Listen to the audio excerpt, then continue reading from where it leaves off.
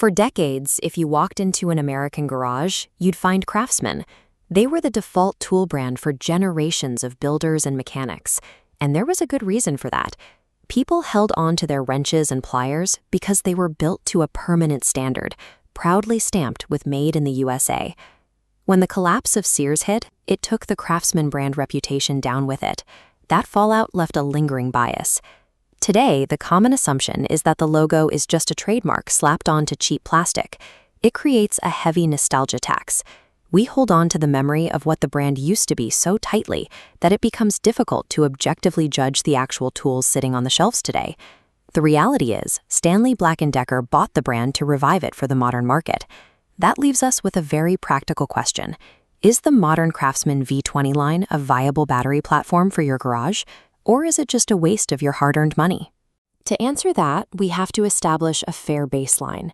We are evaluating these for serious DIYers and property managers, not for a commercial construction site. This chart shows exactly why that distinction matters. Getting started on a professional battery platform costs over $250, whereas a prosumer platform gets you in the door for around $100. Because the price gap is so massive, you need to know exactly what you're sacrificing and what you're gaining before you commit your budget. Most power tools are actually controlled by just a few massive parent companies. Looking at this flowchart as Stanley Black & Decker, we can see how they segment their quality tiers. The parent company branches down to DeWalt for professionals, Craftsman for prosumers, and Black & Decker for light DIY. With DeWalt, you pay a premium for extreme durability. Drop down to Craftsman, and the trade-off is different. You benefit from shared DeWalt engineering, but lack the advanced smart controls found on high-end models. Over on the other side of the aisle, Tektronix Industries maps out similarly, placing Ryobi as the direct horizontal competitor to Craftsman. Understanding this hierarchy keeps you from falling for unfair comparisons. Pitting a $100 prosumer drill against a $300 professional tool is a useless metric. So if we look strictly at its own weight class, how does the Craftsman V20 brushless RP line actually perform? This horizontal bar chart tracks driving speeds. It shows the Craftsman V20 impact driver finishing ahead of direct competitors like Hercules, and remarkably keeping pace with the premium DeWalt 845 in raw driving speed. That speed comes with a physical trade-off. To hit those numbers at this price point, the Craftsman tool body is slightly bulkier and noticeably louder than those premium Pro versions. The V20 circular saw tells a similar story. It delivers excellent power, features a highly effective side dust chute, and includes an electric blade brake to stop the blade quickly. But to keep the cost down, they saved money on the manufacturing. It uses a stamped metal base plate instead of the thick, rigid magnesium plates you get on higher-tier saws. Despite those compromises, the V20 line delivers shocking raw cutting and driving power for its price tier. The data directly challenges the internet reputation that these are just cheap plastic.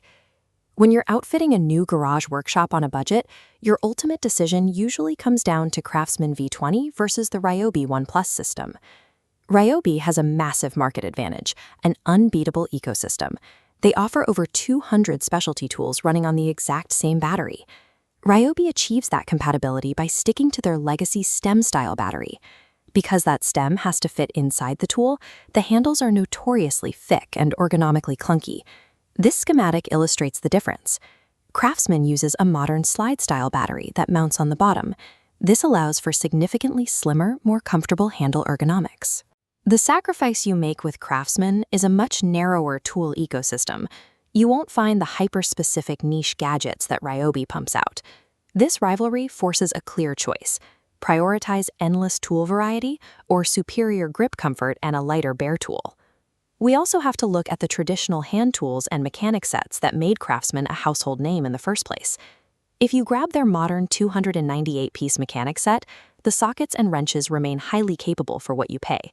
The major flaw isn't the metal itself, it's the user experience. The set ships only in loose plastic drawer trays, with no hard carrying case included.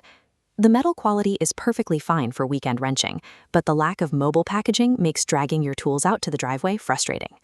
This quadrant chart maps the entire tool landscape, making it easy to see exactly where your needs land. DeWalt sits in the top right, offering both high torque and a large ecosystem, while Black & Decker sits in the bottom left for basic household tasks. Ryobi lands in the top left. It prioritizes a massive ecosystem, but sacrifices ideal ergonomics to do it. And Craftsman plots in the bottom right. It sacrifices ecosystem size to prioritize high ergonomics and raw torque. The data shows that Craftsman holds a specific competitive position in the prosumer market that the cheap plastic labels ignore. Based on our findings, we can define exactly who should avoid the Craftsman system entirely.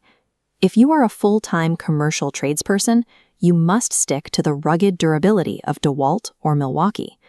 And if you're a homeowner who wants a single battery to run every yard, camping, and lifestyle gadget, Ryobi is your best option. But that leaves a very specific user that the Craftsman V20 system is perfect for. The ideal Craftsman user is the budget-conscious woodworker, property manager, or DIYer who prioritizes a comfortable grip and raw power. Accepting a smaller ecosystem means you get professional-grade speed and handling while keeping your costs at a weekend warrior level.